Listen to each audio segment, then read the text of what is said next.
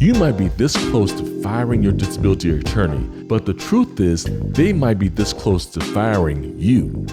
That's why we're going to talk about the top 7 reasons why your attorney might ditch you as a client.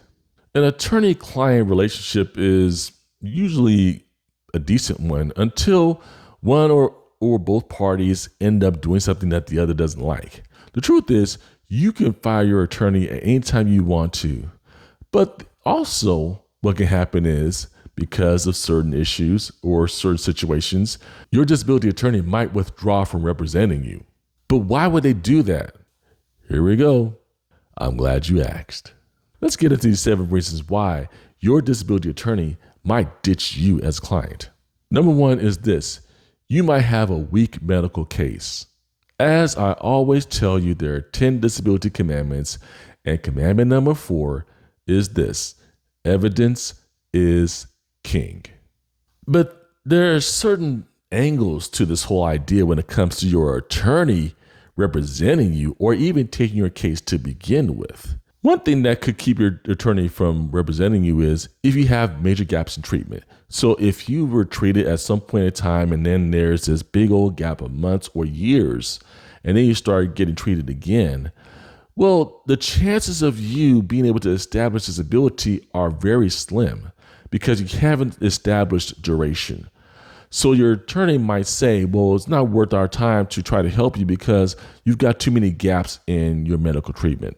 There also could be no objective evidence. In other words, you might not have evidence from an acceptable medical source or really good evidence from one of those AMSs. If you're wondering what an AMS is, I put a link in the description to a video that talks about what an acceptable medical source is.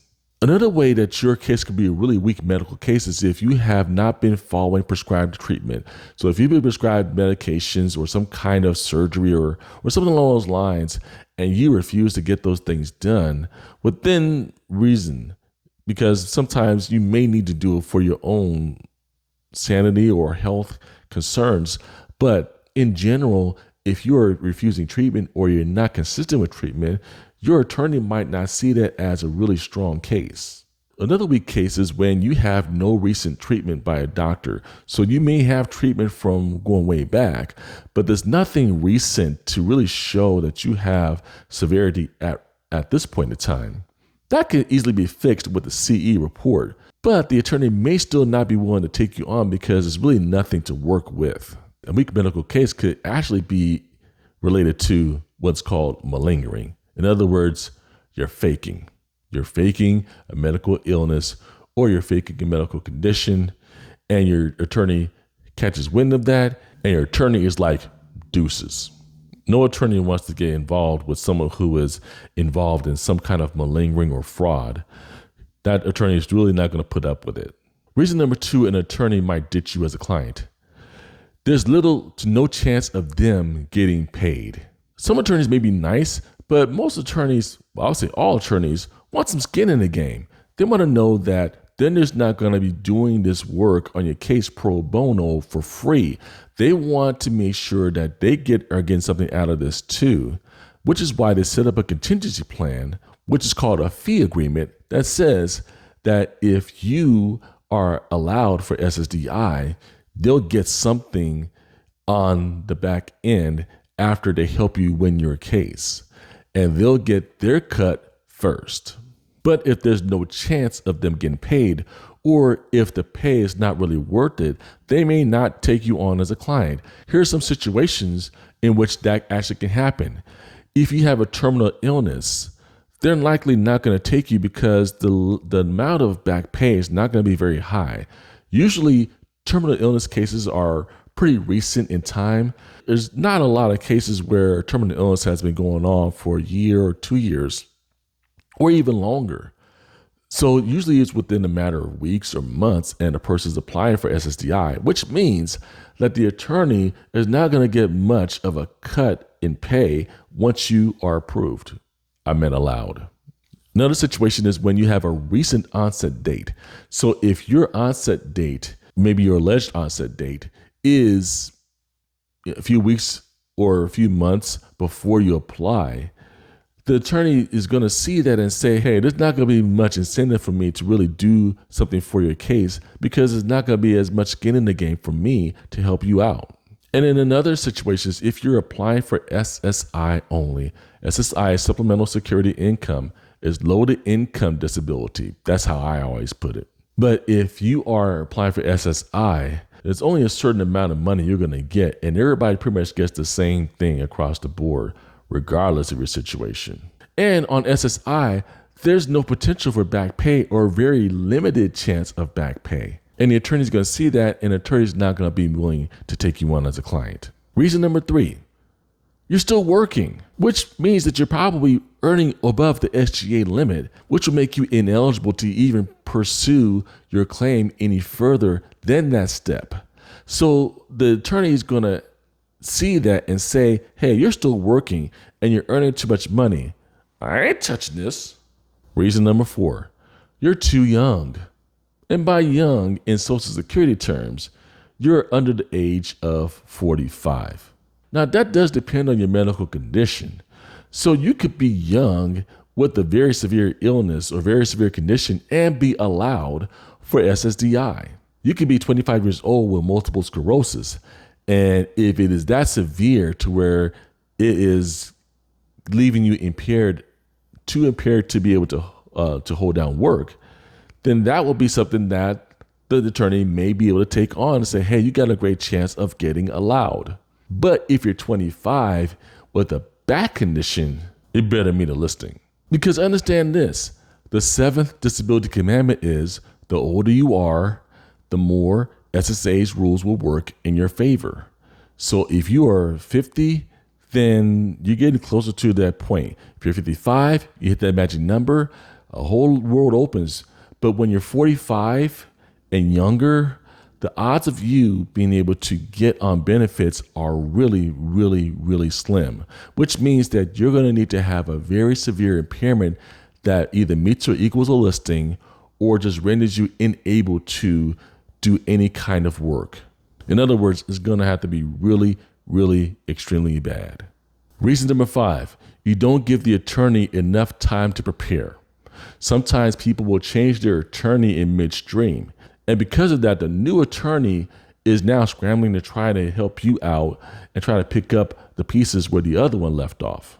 This becomes even more problematic when you get to the ALJ level, because if you're switching representation in midstream, then it really disables the attorney from really being able to have enough time before your hearing to get things in line and to prepare you to face a judge.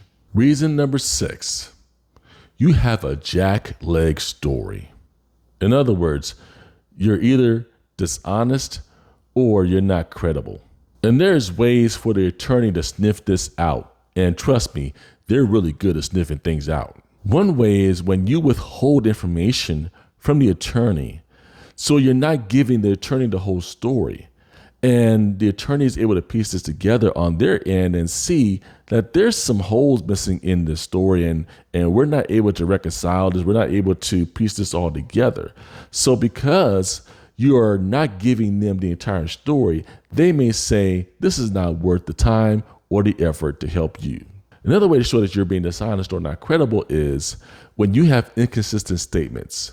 So if you say on your application a certain thing about your condition, and then you fill out a form that says something different about your condition, and then you fill out another form that says completely something different than what was said before, how are they supposed to sift through all that?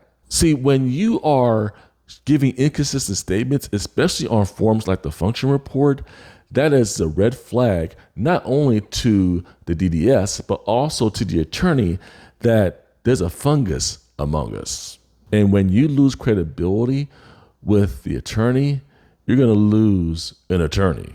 And another way to show you're being dishonest or not credible is the obvious. You're a fraud risk. See, there's various types of SSA disability fraud. It is really a long list. You don't have access to that list. I no longer have access to that list, but I know the list. And there are things that you may be doing in your claim, things that you're doing at your doctor, things that you're doing at the CE, things that you are doing in your actual forms that you're filling out that let them know you are a fraud risk and this bad boy needs to be referred to CDI. If you want to know what CDI is, I got a link right up there so you can see what fraud's really about. And reason number 7, you got some issues, which means when the attorney is really seeing you for the first time or getting your information for the first time, the attorney might say that you and I are not a fit. And here are some of the ways in which your issues can make the attorney say that you and the attorney are not a fit. One thing is when you're doing things to sabotage your claim and the attorney representing you. So maybe you're making things difficult for the attorney. You're not filling out the forms that they're sending you. You're not filling out the DDS forms in a timely fashion. You're not even following the attorney's advice. Another way where your issues rise to the surface is when the attorney sees that you're a flight risk. So if you can't be reached, your whereabouts are unknown. They can't call you. Mail keeps coming back from the post office. People that you know don't know where to find you. The attorney is going to cut bait real quick. Another way where your issues are getting in the way of your relationship with your attorney is ongoing DNA. DNA stands for drug abuse and alcoholism. So if you have active drug abuse or active alcoholism, there's going to be a whole lot of issues that are going to arise in your relationship with your attorney. Because the fact is, when you have ongoing DNA, it's going to make your case that much more difficult to pass muster with the DDS. And the attorney knows this. And the attorney will say, hey, I'm not going to touch this with a 10-foot pole. And when it comes to issues that your attorney has with you in your SSDI claim, no issue, in my opinion, is more flagrant and more off-putting to an attorney than when you have difficult behavior. Yeah, I said it. You're being difficult. You're combative.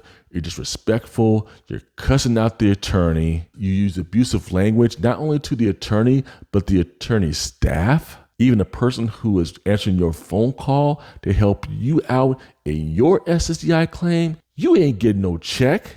And your attorney is going to tell you to kick rocks. I have seen over the years people who have been abusive, disrespectful, rude, nasty, vulgar, flagrantly hostile to the DDS staff and to the attorneys. And there's no excuse because the attorney is doing you a solid by taking your claim, by handling your case for free. And you got the nerve to cuss them out? Talk about shooting yourself in both feet. No attorney is going to put up with this. No DDS person is going to put up with this. What you need to do is be thankful and grateful for the attorney being able to help you in your time of need. You're under a lot of stress, you're under a lot of anxiety, and that's understandable. But there's no excuse to take it out on people who are actually trying to help you out for free. Well, at least for free until they get what they have earned in helping you in your case. So don't be surprised if your issues become so much of an issue to where the attorney sends that form that says, I want to withdraw representing this person. You don't want that to happen, which is why you need to know these 7 reasons why an attorney will ditch you as a client. And to be honest, that's exactly why a lot of attorneys and firms are taking you through a screening to see whether they want to take you as a client to begin with, because they're not going to waste their time on a situation that is not worth it to them and not beneficial to you and to them at the same time. Now, I'll be the first to tell you that you don't need an attorney the first time you apply, and maybe not even at the recon. But if you want to get an attorney, you really need to know what to look for. That's why I got a video that deals with how you can go about getting the right kind of attorney. And you can find that video right here. All you gotta do is click on this video and it'll take you to the video on how to choose an attorney. And I'll see you on the other side in the next video.